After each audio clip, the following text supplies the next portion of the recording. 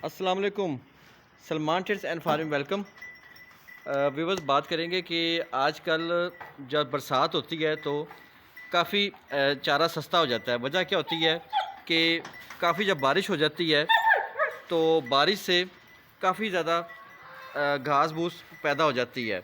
अभी हम लोगों ने भी ये घास वगैरह ही काट के इनके आगे डाली है और बाज़ार से चारा की बचत हो जाती है, तो इस वजह से बाज़ार में सस्ता भी हो जाता है। लेकिन उसके अलावा इनकी अच्छी सेहत के लिए खल और वंडा ज़रूर डालना पड़ता है।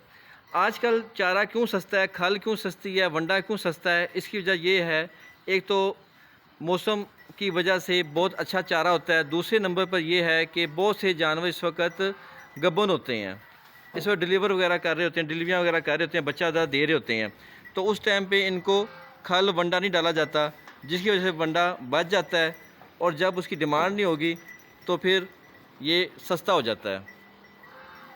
ये भी वजह है।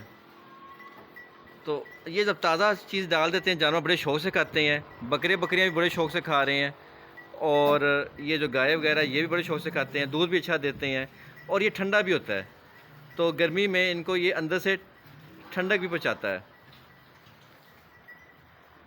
आजकल ये शेड ऐसा होना चाहिए ताकि इनको गर्मी ना लगे। अब छोटा बच्चा है, जैसे अभी ये हुआ ही है अभी छोटा, तो इसको तकरीबन जब से बच्चा इनका हो जाए 20 दिन का हो जाए फिर इनको खल वंडा शुरू करें, क्योंकि प्रेग्नेंट गाय को हम गर्म चीज़ें नहीं देते।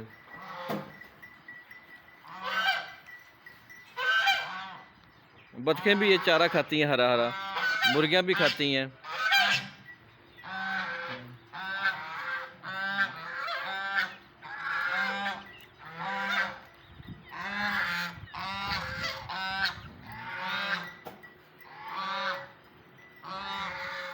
उम्मीद करते हैं आज की वीडियो आपको पसंद आई होगी। नेक्स्ट वीडियो तक के लिए अल्लाह हाफ़िज़।